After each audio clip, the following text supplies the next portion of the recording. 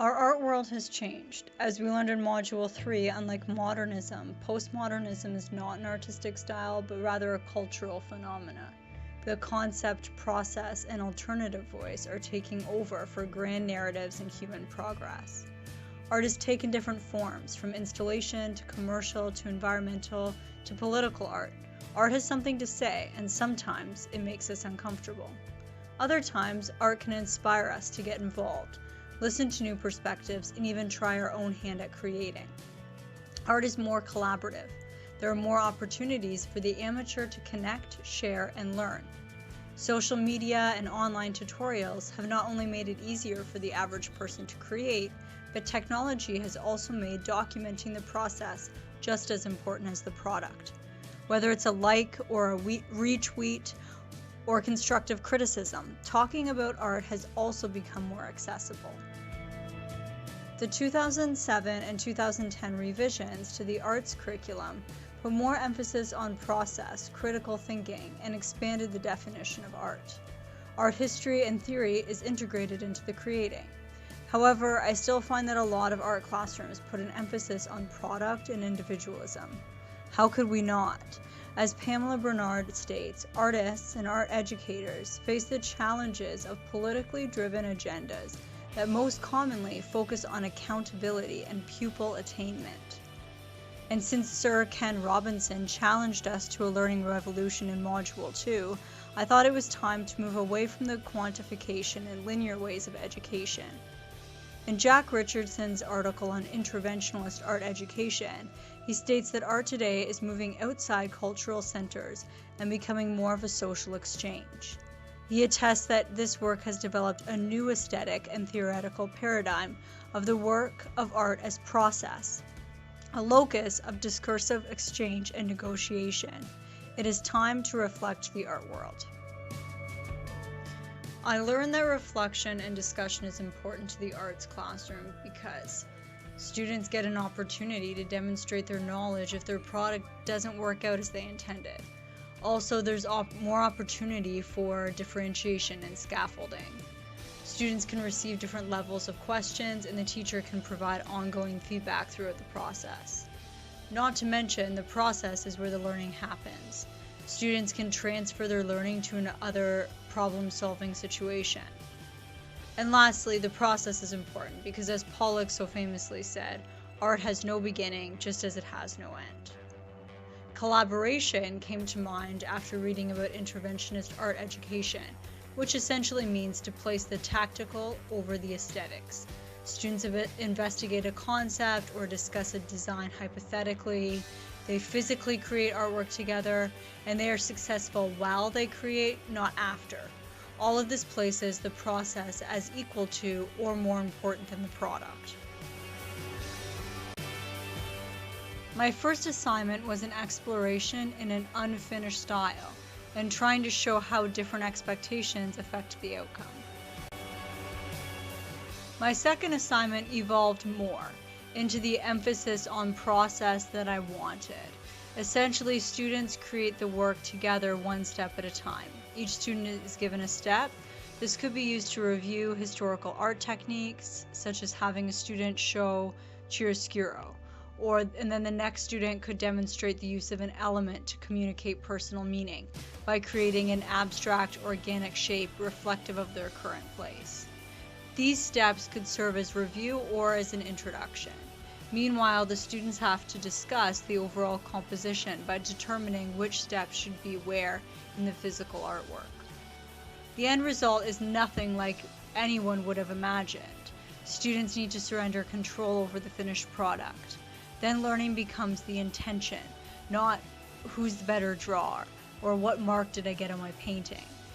I included a grade 6 lesson plan and a rubric to accompany this activity. You can check out the attachment in the forum thread. Feel free to read over in more detail. I left it as a Word document, so feel free to edit to your needs. In my third assignment, and also the base of this video, I was inspired by my own experiences in interactive installations. There is something about walking into a place transformed and getting to respond creatively that brings such joy. I wanted to combine the feeling of postmodern trends with my ideas of process, reflection, and collaboration. I also wanted to show that art is a participative experience for everyone. As the course content from this module illuminates, art in the community is not new. In both past and present, this art-making method is a means by which to dissolve the division between art, society, and life.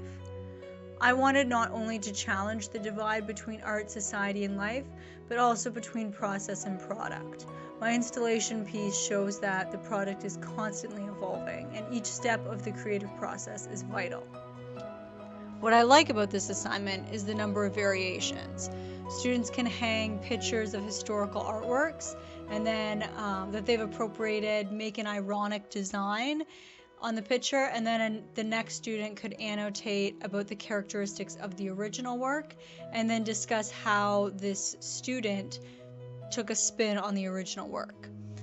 Even after countless activities, there would only need to be more fabric tied on. There's just a lot that you can do with the work is sort of in building the base. I would encourage specialists to think of ways to bring collaborative installation into their schools. Better yet, get your senior students to design the installation structure together and then facilitate a community interactive installation project with the school. I included a grade 10 lesson plan of this activity and a secondary level anecdotal notes assessment guide for this project. I've also included prompts that could be used for either lesson. Again, all documents are Word documents to be used, edited, or ignored at your leisure. Some general suggestions for moving towards collaborative process include: 1. Set the tone of process's importance by being intentional about complimenting students on their problem solving, strategy sharing, or brainstorming. It can be easy as an art educator to say things like "great proportion" or "this looks good." These are product-based encouragements. 2. Make collaborative discussions short and give everyone a job, otherwise students get bored and distracted. 3. Integrate mini lessons using a collaborative installation piece throughout the units. Students will get more comfortable each time they interact with something so new. 4. Create smaller assignments for students to complete in groups of 2 to 4 in a single period. Each student would have a job. Think of an art version of literature circles. This might work for a cubist piece. Each student sketches the same still life but from different perspectives.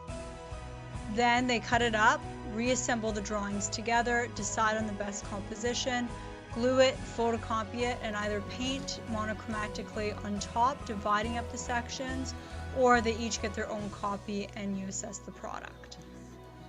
5. Try using informal art therapy. Have students paint their emotion of the day or paint to expressive music. These activities emphasize that creating is important, not the creation. 6. Have students do some teaching. If a student is comfortable, have a few of their peers observe their technique. 7. Start by using the experimentation time as a process of assessment of learning mark.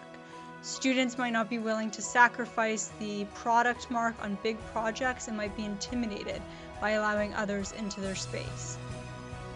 8. Students can complete learning skill reflections or collages of their techniques. 9. Encourage students to make connections between the skills they use in the arts and skills they might need in the workplace or post-secondary. 10. Use technology in the process. Get students to make video diaries or blogs documenting their work. Rather than sketchbooks, students can make an online sketchbook with annotation or voice recording. 11. In secondary classrooms, it can be easy to get into the rhythm of skill lessons followed by project lessons. Have more conversation without compromising too much of your independent work time. You can do this by having students take turns filming their process and then share it at the first 3 to 5 minutes of the following class. Students can discuss their strengths, weaknesses, techniques, and suggestions. 12. Do process walks, not just gallery walks. Have students leave mid-project and tour around identifying techniques that their peers are using.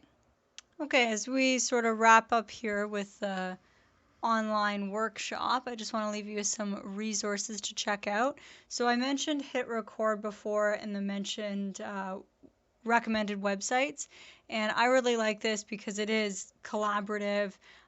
There's a lot of process that happens. You don't always get to see the end result. You kind of have to trust other people. It's really cool, and it's hosted all by Joseph Gordon-Levitt, which will have some clout with the teenagers, I think. Crowd painting, this is a little bit more informal. Same with DMOZ. Both of these websites, it's sort of like fun doodling online. It might be a good starter for younger students. There's also a document called The Heart and Art of Teaching and Learning from the Ministry of Education from Ontario. And there's some really great tools and resources, some suggestions just about building up community in the classroom in general so students feel comfortable talking, and different activities you can do to build interaction. And the last one is experientialtools.com. This one is actually workshops. You'll see some of the ideas are for staff as well as students. There's just some really cool theory, activities, resources, tools. It's sort of everything on this website. It's really neat. I also included my references if you want to check out some of the websites or articles that I used. Before we part ways, I just want you to think of some questions. 1. In your own art, do you value product over process? 2. What are we teaching our students when we only mark their products? 3. Who is being left out in your class? What special job can you give the student during the process to feel included? 4. What are some easy activities or changes you can make to your class so that it is more collaborative? 5. How do you show your students that you are passionate about making and talking about art, not just the end product? Thanks.